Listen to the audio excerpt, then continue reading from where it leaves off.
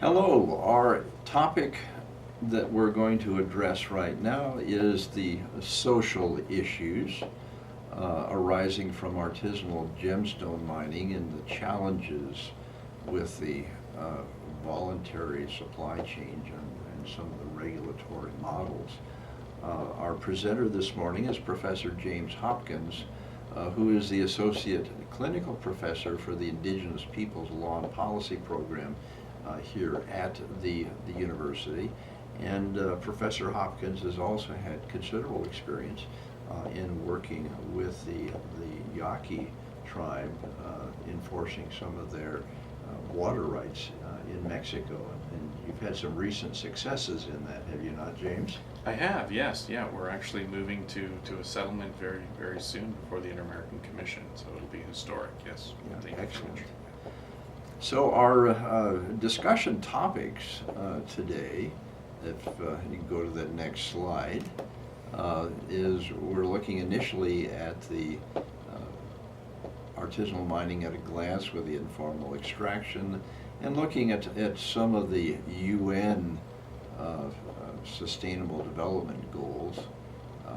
And then keep in mind too is the value of artisanal gemstone industry, and it is considerable. And then we'll go in to talk about a case study of sapphire mining in Sri Lanka, and then we'll wind up with some conclusions with both of the basic standards and some voluntary remedies, and wind up with thinking about what fair trade means on all of this. Yeah, absolutely. So, yeah. James, the floor is yours, as they say.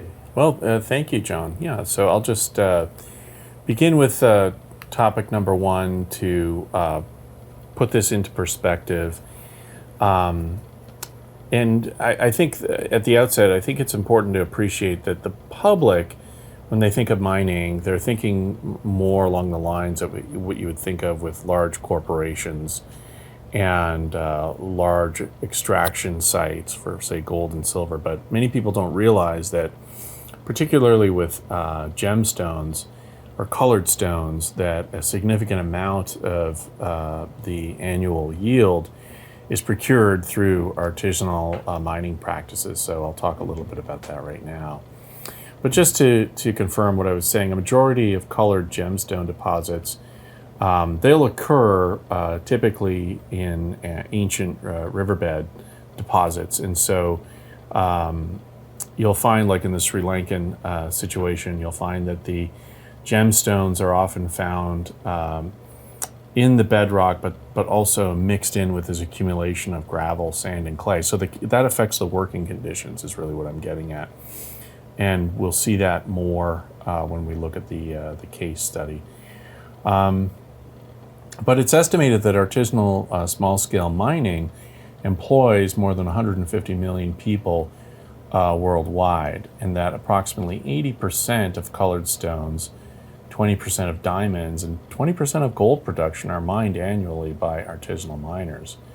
So this mining activity is carried out in many countries, consisting of small-scale, underground, and/or open-pit mining operations. And the mining tools and methods are typically rudimentary. That's one of the hallmarks of artisanal mining. And another hallmark is that property rights are largely informal. And so artisanal small-scale mining, or ASM, for gemstones typically involves smaller groups, although there are exceptions. And this is not in the case of gemstones, but in the case of gold, there are some long-established, I would say, ALM, artisanal large-scale mining sites in Bolivia, for example, with respect to gold. Yeah, the Bolivian activities are really very interesting because this is a series of cooperatives who have very definite rules as to how the cooperative operates. And there is an organization of the cooperative gold miners, and it is an interesting case study as to how small-scale miners can be organized by that gold mining cooperative process. Yeah, and I think it's a good evolution of the conversation about what is ASM and informal mining, because cooperatives are definitely one of the first sort of offshoots in the organization of ASM that occur.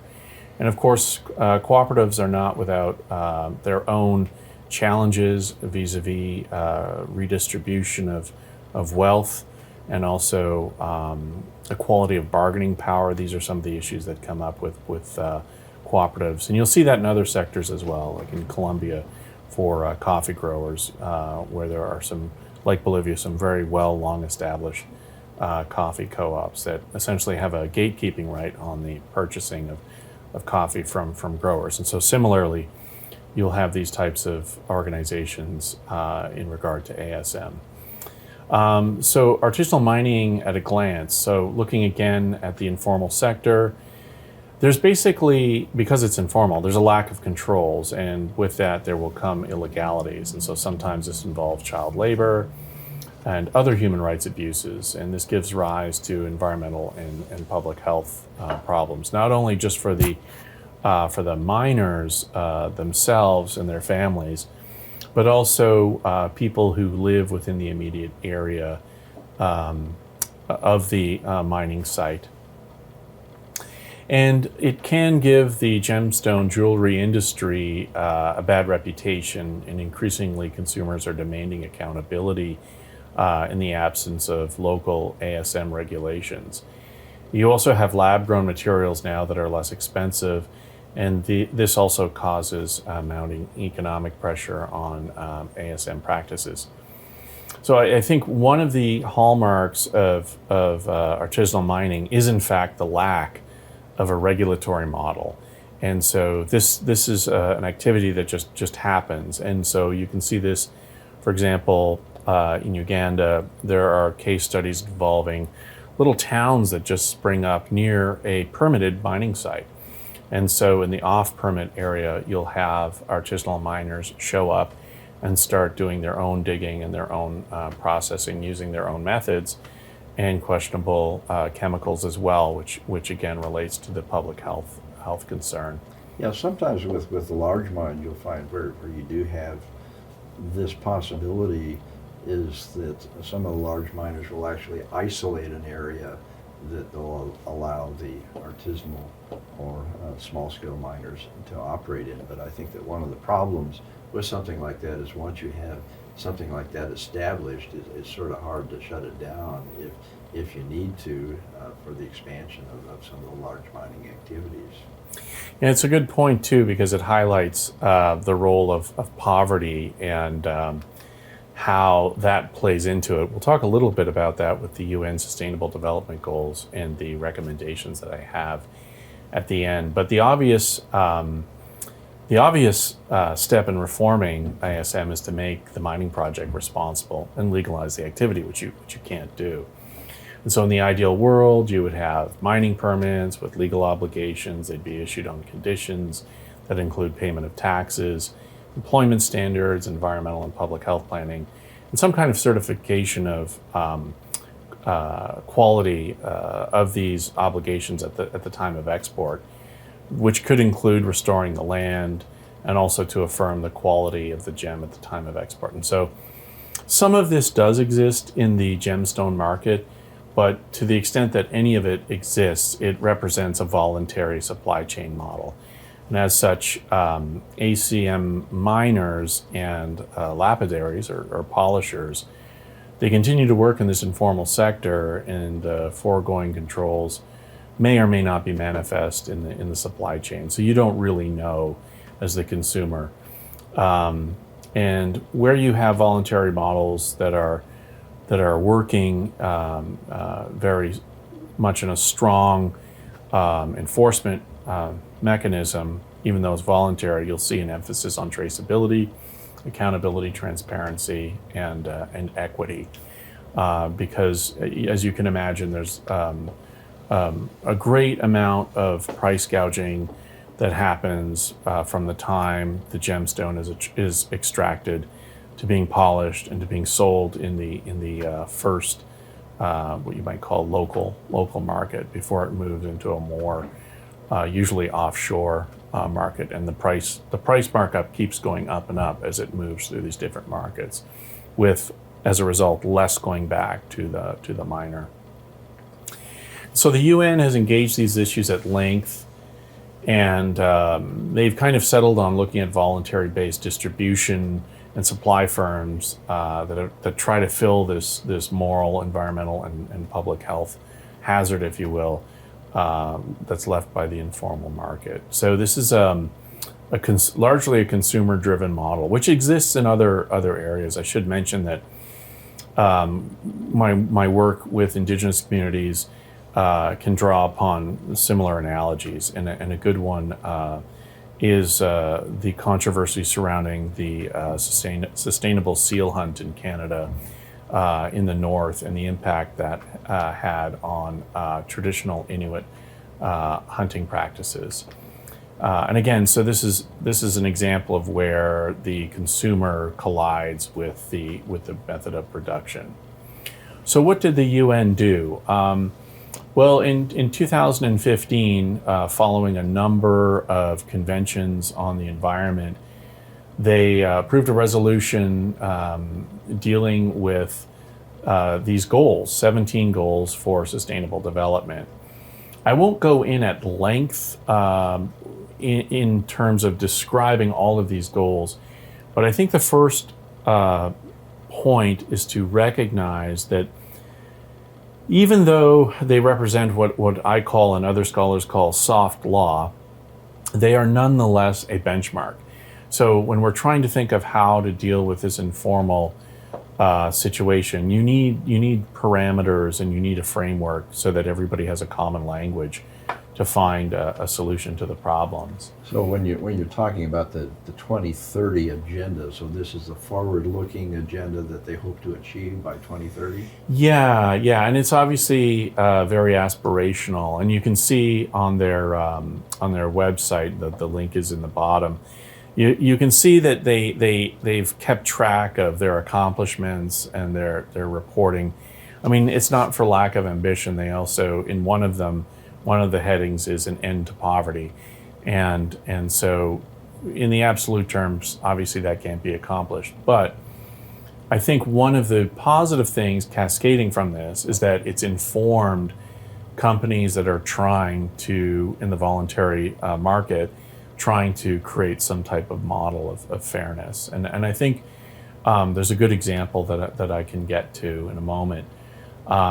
So these are called SDG, Sustainable Development Goals. And I have the quote here from some of the enabling documents that, represents an urgent call to action for ending poverty and other deprivations that go hand in hand with strategies that improve health and education, reduce inequality, and spur economic growth, all while tackling climate change and working to preserve our oceans and forests. Yeah, and I think that, that so much of the artisanal mining and the small mining sector involve child labor that we'll talk about later on too, but you can just see that that is a critical part of how some of these families survive, is the use of family members in production. So they're critically important in many respects. Yeah, especially where you're looking at really hard working conditions with a low yield. I mean, so you need a lot of people literally with their hands and basic tools to be working around the clock, so to speak, to actually produce something that can sustain a family. And this is one of the issues that comes up in the case study that the UN has looked at. But just before I get to that, just quickly, so a lot of these they're not controversial, and they're all quite broad. And so what I'm getting at is, in the case of ASM, firms have been able to look at this and use certain of these goals. And so And where did this image come from that you're? Oh, so this is actually from the United Nations, right? So this is actually on their page. The link is just on the preceding slide. Okay. And so they have a whole piece on sustainable gemstone harvesting or extraction. They also have a number of working papers as well. So they've spent a considerable amount of time thinking about this. But as you can see, for example, 13, climate action; 14, life below water; 15, life on land; 16, peace, justice, and strong institutions; and 17, partnership for the goals. Those are all, again, very, very broad. But if you start picking out certain pieces as a benchmark, when you're looking at an informal system, you can see how, in a moment, how some progress can be made. So briefly, there's a case study, and if you want to learn more about it, the link is there. And this is profiled by the UN, and there's a number of profiles that they offer up. And this company is called Virtue Gem, and they do essentially a couple of things. They get rid of these mid-level brokers, so they go directly to the mining site, and they work directly with the families that are engaged in artisanal mining for gemstones. Now, this is a UN-sponsored organization? No, so this is what's interesting. It's not a UN-sponsored organization. It's not a publicly traded organization. It's essentially a collective of concerned actors in the gemstone industry, geologists and brokers, a small group who came together to create this company. And what they ultimately do is they sell their products online. And so their whole point is that by buying through them, you can see where the material came from. You can see the communities that mined the materials. And they also have very clear language on how purchasing through them benefits the community. I believe they have one specific area where there's a 10% holdback in the purchase price that goes directly back to the miners themselves. And so this organization would give some sort of certification as to the source of gemstones? They do. So they have their own certification, and the problem is, not unlike other parts of the mining industry, it's dependent upon voluntary association, right? So nobody's forcing anybody to join these types of regulatory models, if you will. They're voluntary, but yes, so they will certify themselves. They're also part of a larger alliance of responsible gemstone mining. They will also certify where they came from through these larger organizations. But it's a lot of work, right? And they're not a large organization. There's less than 10 full-time people at Virtue Gem working, and that includes, out of that group, the individuals who have to go into the smaller communities. Kenya, for example, is where they have one partnership. And but the good thing is, I think one of the things that they emphasize, because you'd mentioned child labor, is their hope is that by getting more revenue into the hands of the miners, there will become less reliance on using younger family members in the mining process itself, and so that those kids can stay in school and they can continue on with school, because oftentimes they start school and then they drop out to help their family in the mines.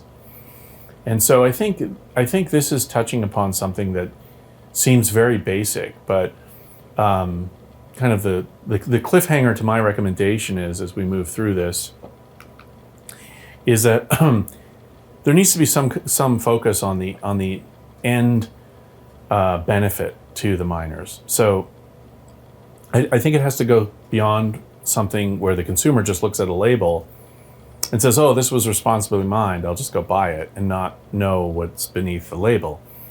I think what this group is doing that's interesting is they're actually looking at some of these basic parameters under the Sustainable Development Goals and trying to work them into the partnership that they have with the miners.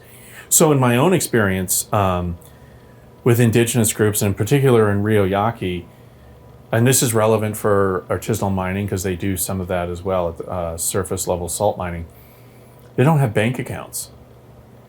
So, how are you going to have some form of equity if you don't have access to the financial markets, right?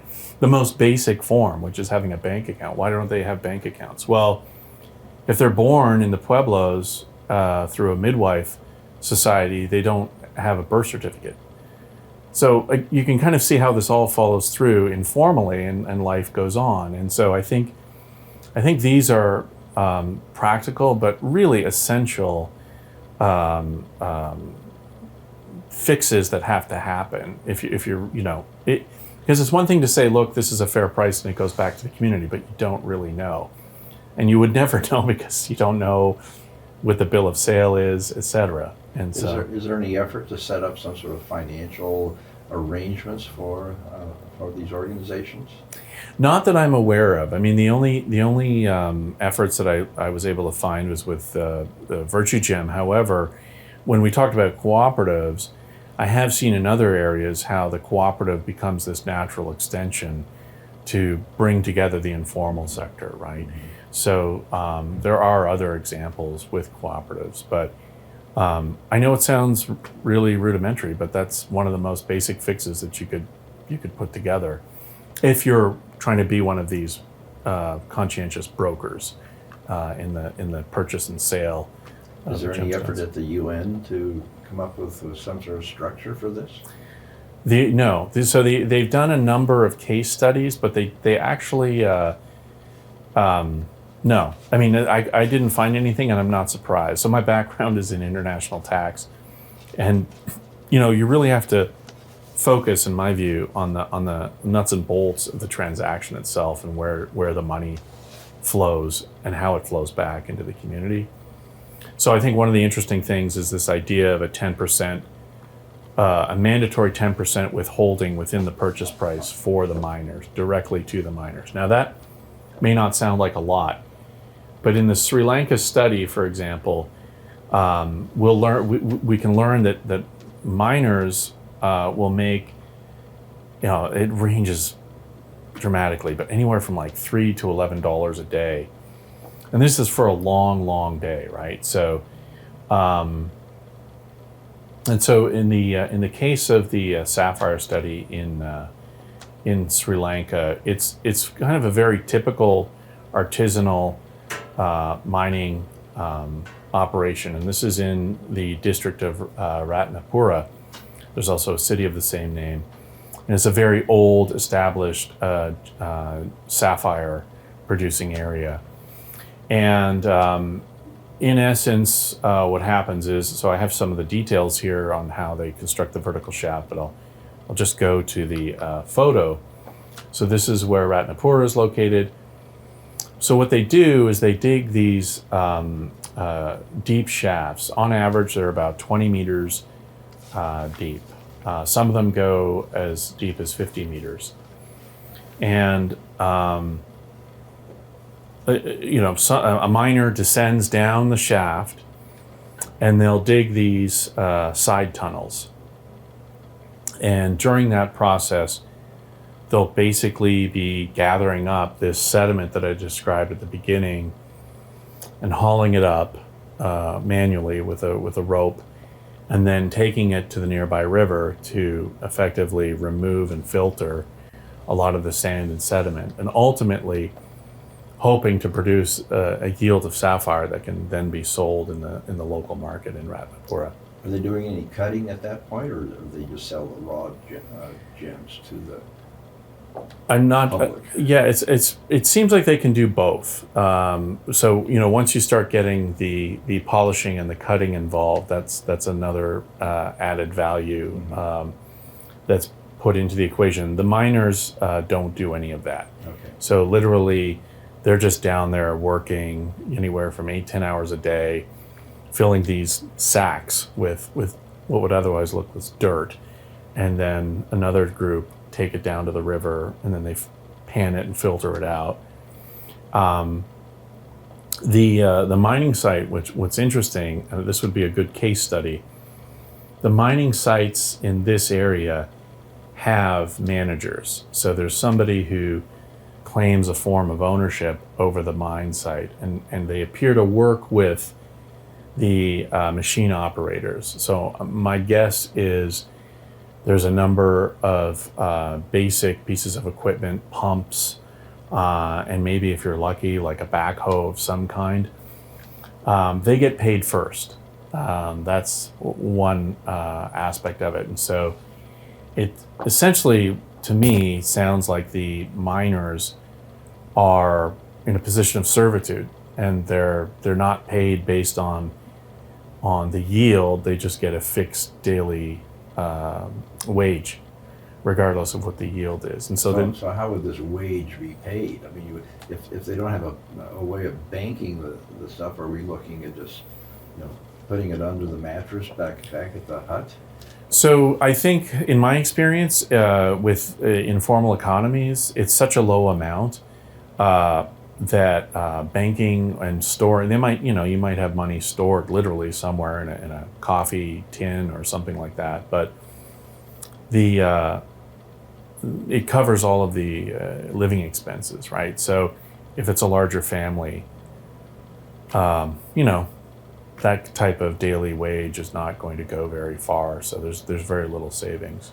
Would any of the miners be paid, let's say, in the product, or retain some of the product that they could use at some of the stores to barter for goods? Again, it might be the case, but in these informal markets, there's just huge inequality of bargaining power. So if you engage in this, and if you can see this one photo, it gives you a good idea of the working conditions.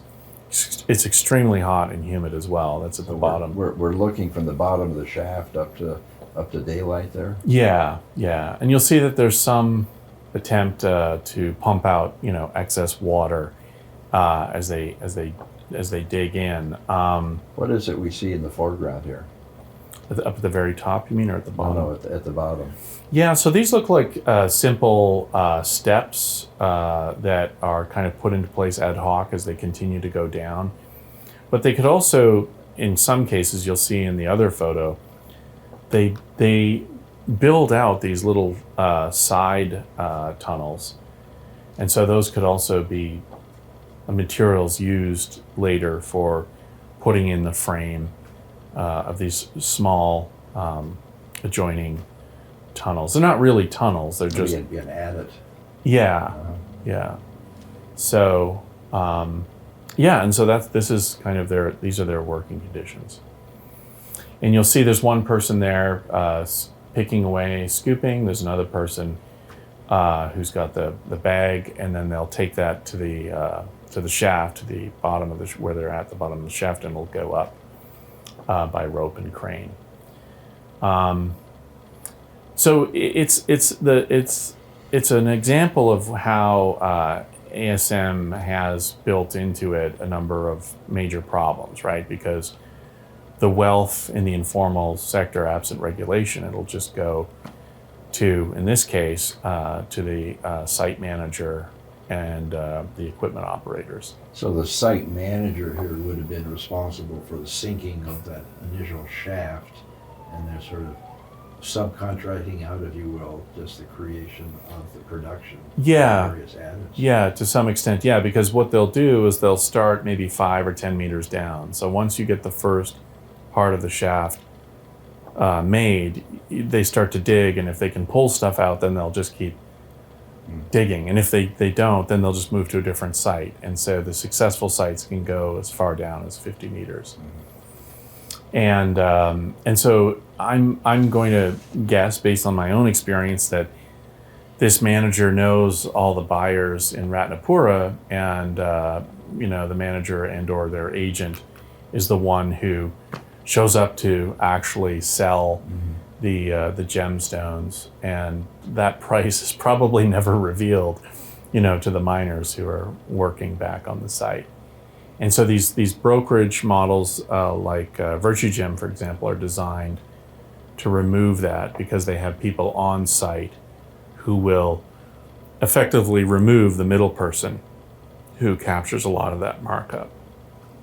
but you still have the people that essentially own the shaft itself and the facility. Yeah, in this case, yes, and that's the one thing about informal mining. I mean, I don't think that there's an easy solution because you have all of these variables that can change from one site to the next, right? I mean, literally in the case that we were talking about where just a small town emerges, I mean, people just show up. So there are no controls. So these sites in Ratnapur are older operating sites, and so maybe they're more established in that way. But I mean, to conclude, I say that much of the modern approach depends on labeling and having trust in the labeling. And so we don't know enough about the actual redistribution of benefits. And so my critique, an area that could be improved upon, is where firms, let's say VirtueGem, are using the UN Sustainable Development Goals, they could go one step further and provide almost like an annual accounting report on effectively the transfer of wealth.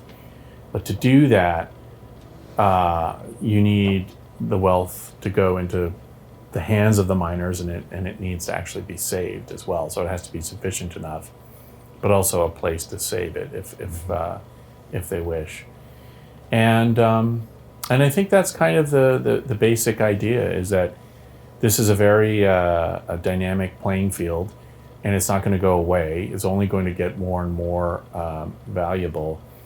And I think it takes a lot of time and a lot of effort. If you look at the community work that a company or a firm like VirtueGem is doing, they're essentially doing the work of the government. And that's one of the things that's missing in the model, is the ability of the government to actually formalize this activity in an equitable, meaningful way.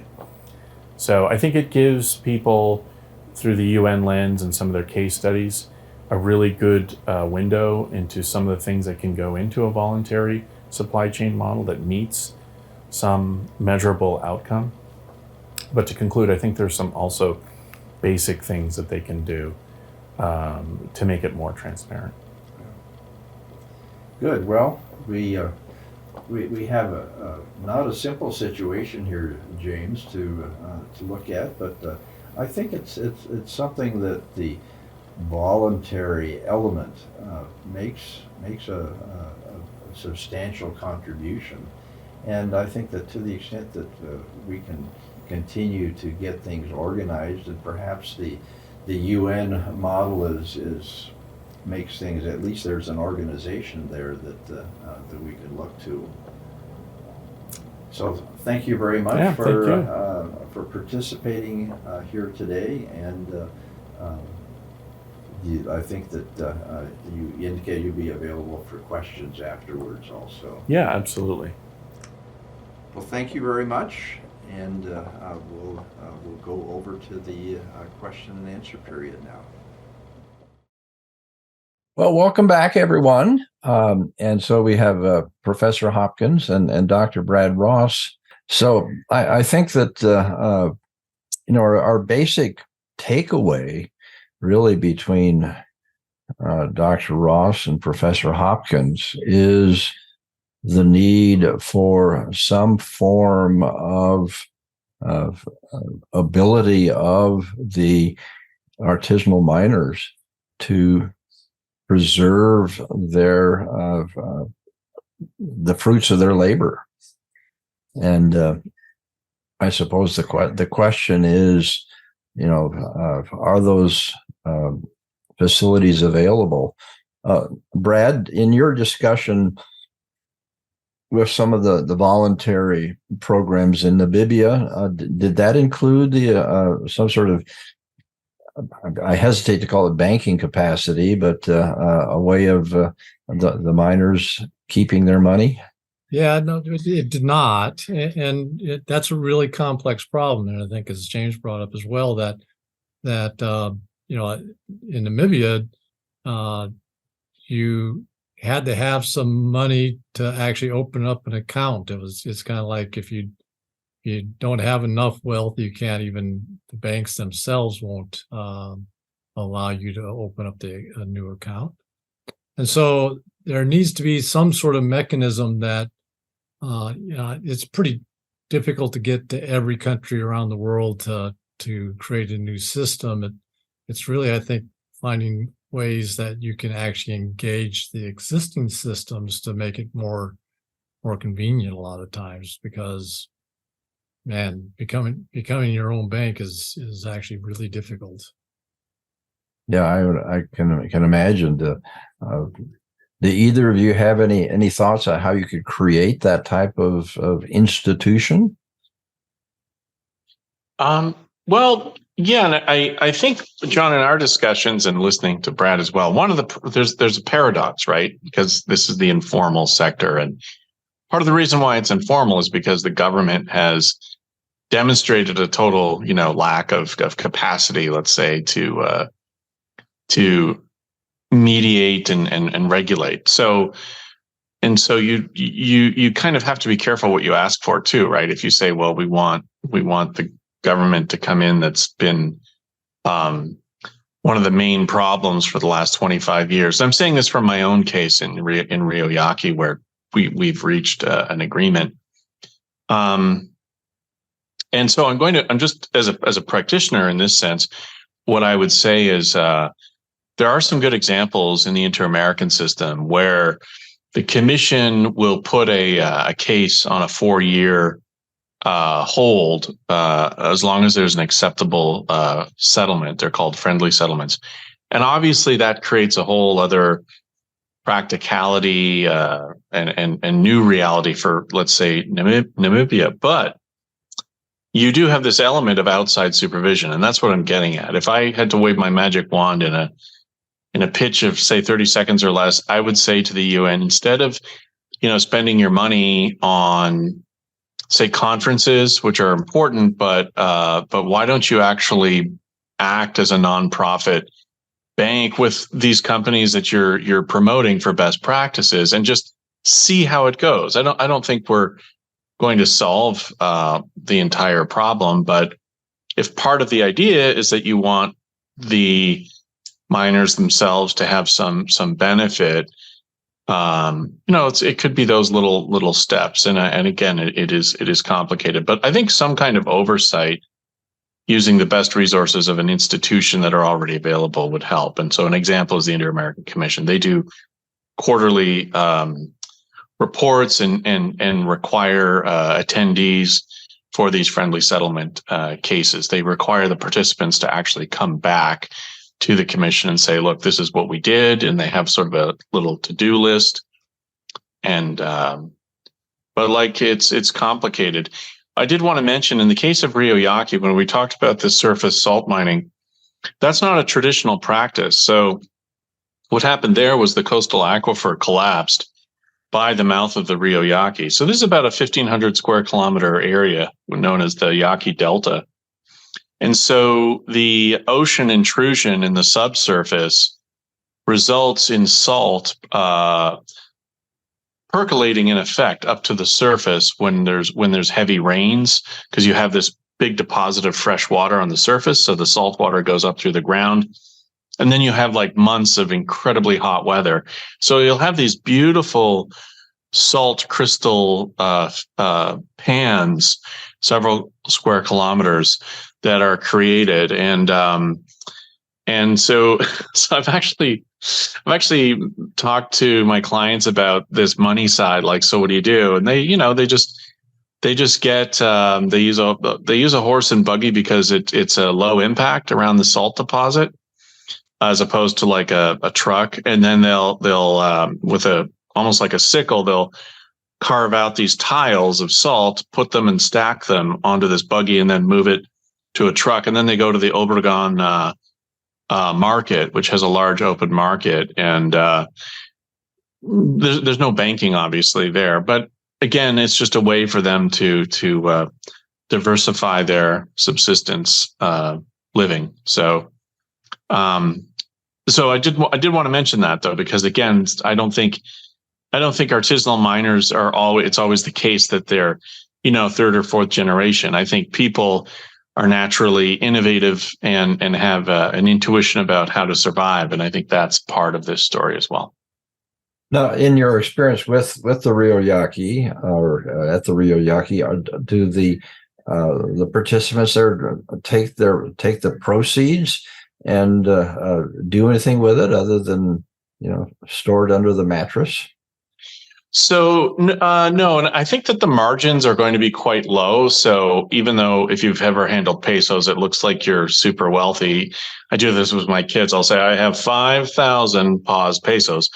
But even if you have thousands of pesos, right, you're still, in their case, you're looking at a family with, upwards of 20 plus members because they live in an extended family format. So, and actually some basic grocery items are actually quite expensive for them. So I think what they do is they just like to keep some cash on hand, and it just sort of cycles through. And it's funny, I'm thinking about this more now. One of the families that I worked with, I noticed that they would go through these really good times where they were kind of flush with cash from these types of transactions.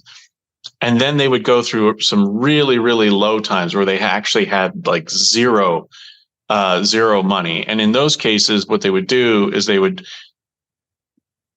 connect into the electrical grid, quote unquote, informally, because their electricity would be cut off. Some of the entire pueblos would have their electricity cut off because they had no money. And so there's an interesting ebb and flow to it. And I think it's a really funny question. Like, I should ask them someday, like, what would you do?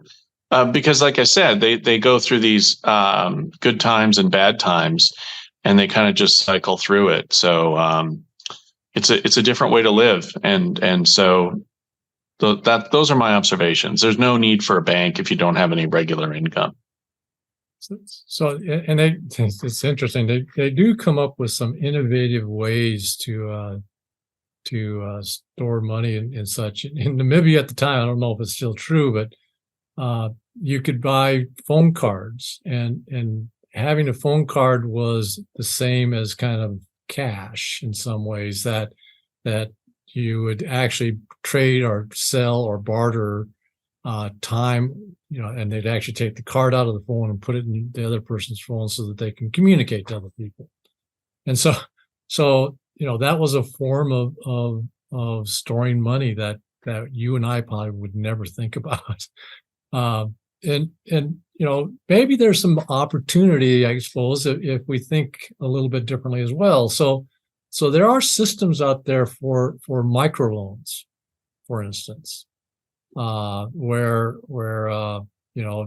people can that are do artisanal type of work and in depressed areas can get a small loan to start a small business or so, and you're not talking about large numbers of dollars, but maybe there's an opportunity for using that type of system to not only get a loan, but can we make it so that there's setting some money aside and then you can get the money back when you need it?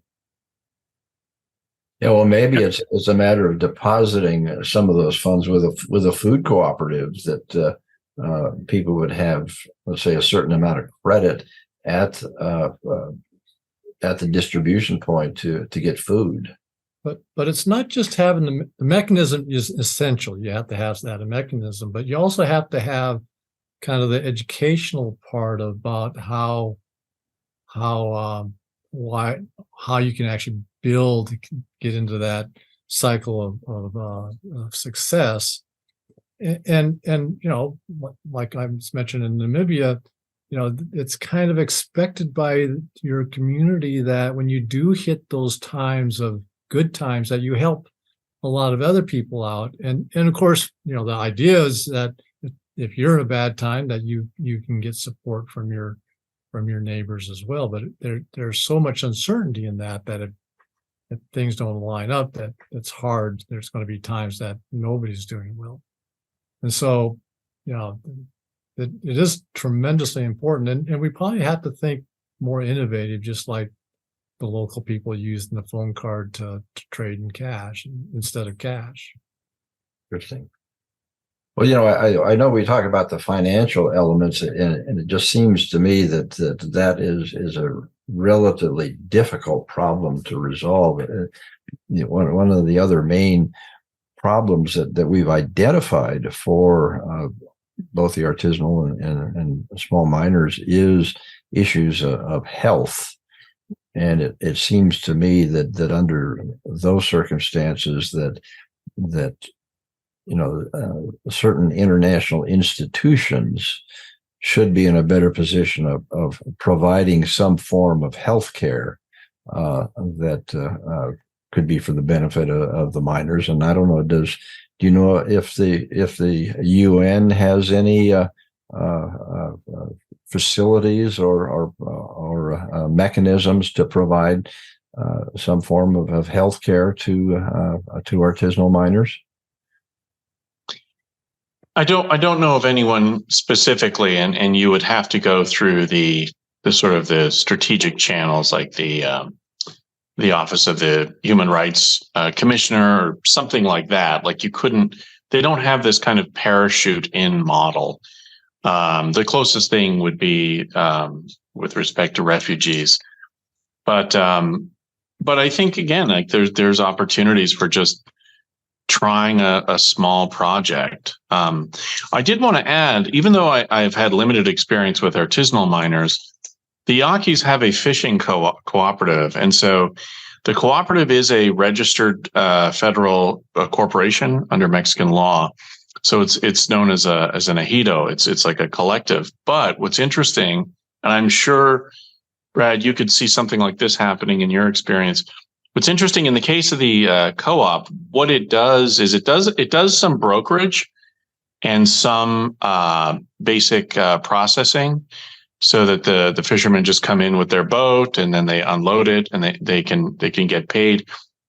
But the co-op provides the boat and the fisherman owns the motor, and the boats are communal. So what's really interesting is along the coastline of this Yaqui Delta, you'll see all these pongos, which are maybe like 14 feet in length, maybe 16 feet. They're just all kind of scattered throughout the shore area in this estuary, and there's no motor. And the idea is that if you're part of the co-op, you just show up with your little car, and in the trunk, you've got your motor and your tank of gas, and then you just pick your boat that you want and out you go. But you don't own the boat. You keep your motor though. So this, one of the things I thought of was it would be easy to even just help people with their tools and their equipment. But I'm always thinking about small steps because these are such complicated topics.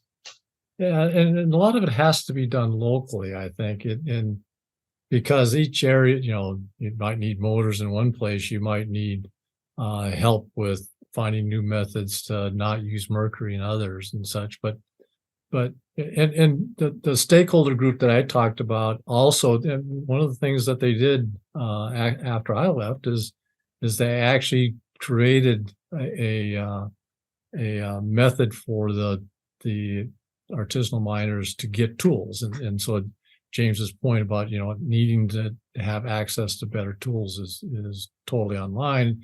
And if you can actually get some of the local groups to have a way to lend and either that or make it so that's less expensive to buy, then you have a potential way to support them. The other thing that we did as well is that one of the things that we did is I talked about water because it was such a problem in some of these areas.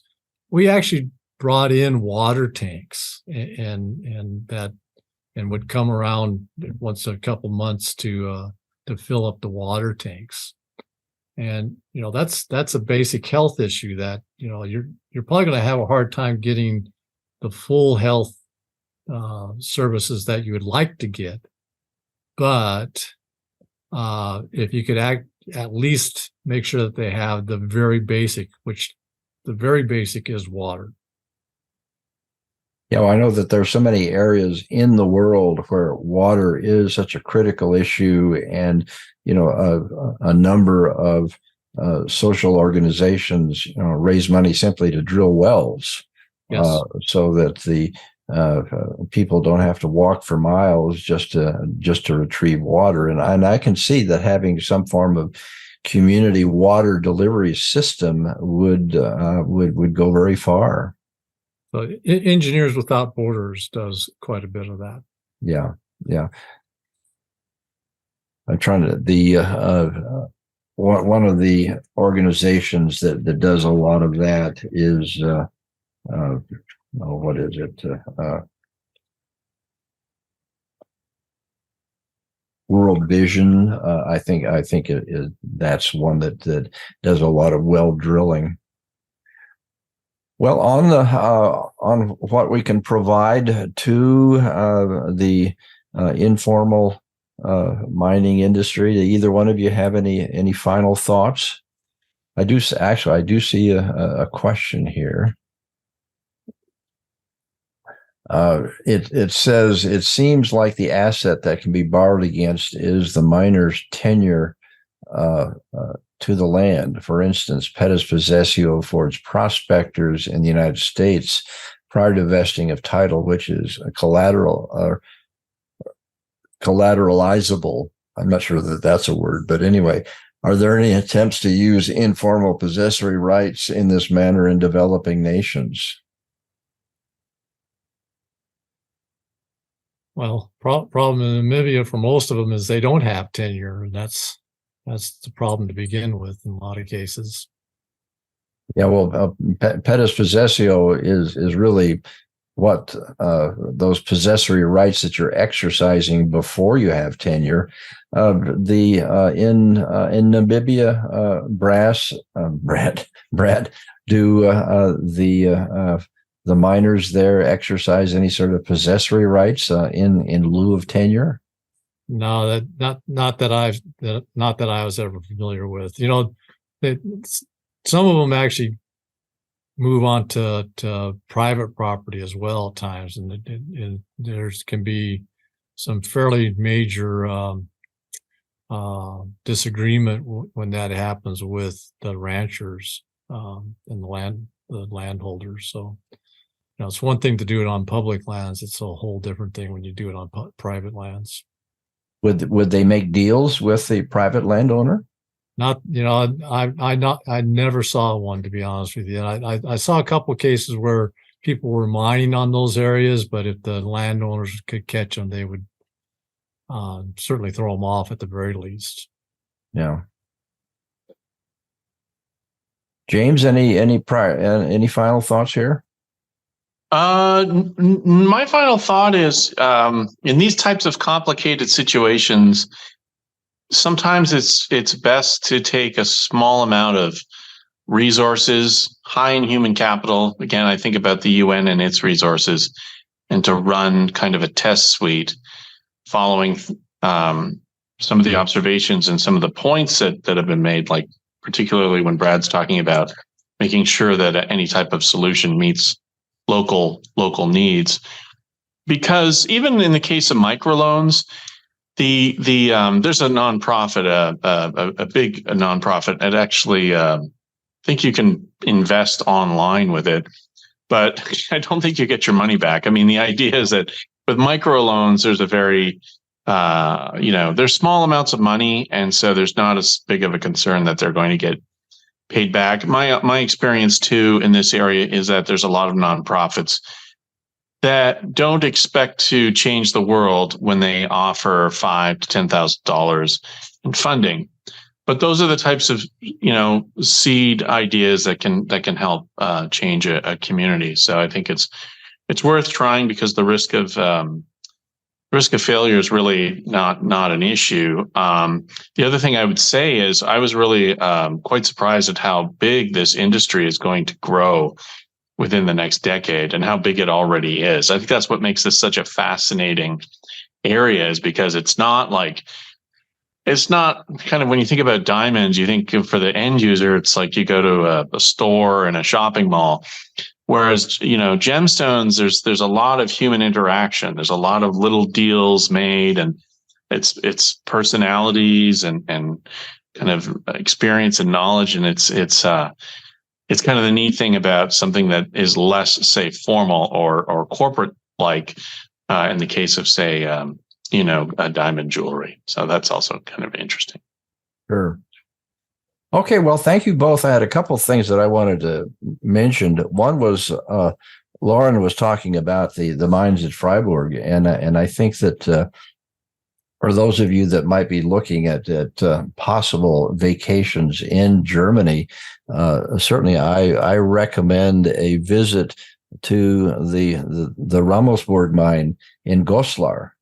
That mine was production started, I believe, in 966 and was continuously operated until I think about 1968. Wow. So it is just a fabulous old mine. It's been turned into a museum.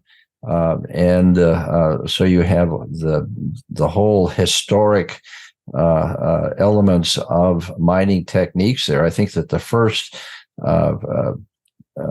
added into the operation was done by a father and son team using fire setting.